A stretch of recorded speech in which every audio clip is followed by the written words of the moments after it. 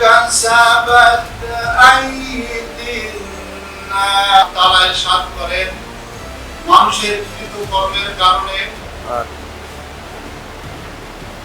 ধন্যবাদ জনাব নেসার ধন্যবাদ কারণ ধর্ম যেন চলাচল যেন দুর্ঘটনা না করে।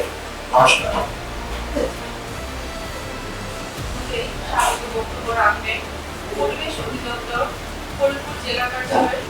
আগে না নতুন এবং আগে আমাদের সারা বাংলাদেশে 21টা জেলা অফিসে পুলিশ সুপার স্যারের প্রতিনিধি রাত্রে আমাদের পুলিশ সুপার স্যার প্রতিনিধি হবে সরকারের কাজ থাকা দোকান বিশেষ করে যুবনের ডিডি মহোদয় টিডিসি প্রিন্সিপাল মহোদয় সহ আরো অনেক সরকারের প্রতিনিধি জীবন জগতের প্রতি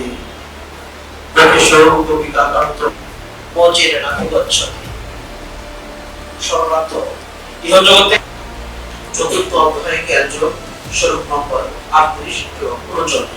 দ্বিতীয় স্থান অধিকার করেছে জুবাইদা জোয়া।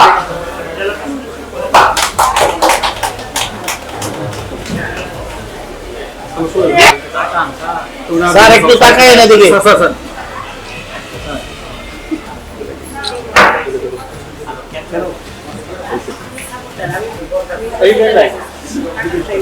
প্রথম স্থান অধিকার পরিবেশ বন ও জলবায়ু পরিবর্তন মন্ত্রণালয় অর্থাৎ আমাদের মন্ত্রণালয় এটা ধরানুবাদ করছে জলবায়ু পরিবর্তন বলুন আজকের পদক্ষেপ আগামী নিরাপত্তা। ওই চিপসের প্যাকেট চানাচুরের প্যাকেট আপনারা যে দূষণ নাই হাজার হাজার চানাচুরের প্যাকেট চিপসের প্যাকেট পলিথিন ঠিক আছে এই পলিথিন কিন্তু আমি আমার দেহ পচে গলে যাবে এই পলিথিন কিন্তু 100 বছরে গলবে না। এখন এটা কি হচ্ছে আমার হচ্ছে নদী দূষণ হচ্ছে আপনি নদীর এই যে পদ্মা বলেন বা আমার রিভার বেড গুলো বলেন আপনি দেখেন আমাদের গবেষণা করে বের মধ্যে আমরা যে রিসার্চ ফাইন্ডিং করতে পারছি ভয়াবহ অবস্থা ঠিক আছে এই চিপসের প্যাকেট হবে না ছোট ছোট চালাতে এইগুলো আসলে এই পয়েন্ট থেকে আমাদের যদিও বিধিমালা আমরা নিয়ে আসছি এইগুলো নিয়ে আমরা খুব ব্যাপকভাবে কাজ করতে মানে পরিবেশ অধিদপ্তর পুলিশ প্রশাসন মানে পারবে না ঠিক আছে সবার আগে আমাদের নিজেকে সংশোধন ধরেন আমরা এখানে যারা আছে 40 বছর আমরা যদি সংশোধন হয়ে যায় তাহলে আমার কিন্তু আইন প্রয়োজন আছে এবং একটা জায়গা দেখেছি যে একটা গাছ এক বছরে প্রায় 13 কেজি কার্বন ডাই অক্সাইড শোষণ করে 10 কেজি অক্সিজেন রিলিজ করে এবং এক হেক্টর একটা বনভূমি থেকে প্রায় বছরে 1.5 টন কার্বন ডাই অক্সাইড শোষণ করে থাকে।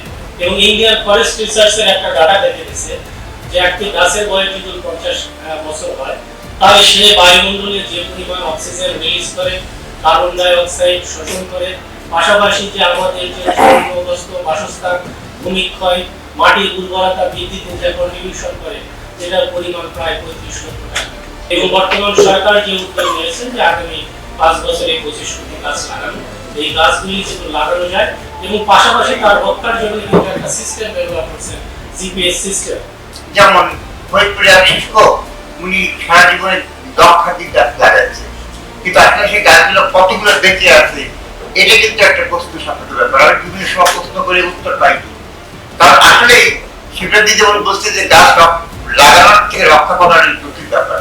একটা সন্তান গাছ তো সন্তানের মতো যারা অটোভাটা করে ওনাদের একটা আইন তৈরি করে দিয়েছেন গভর্নমেন্ট যে স্কুল কলেজ থেকে দূরত্ব থাকবে 400 মিটার।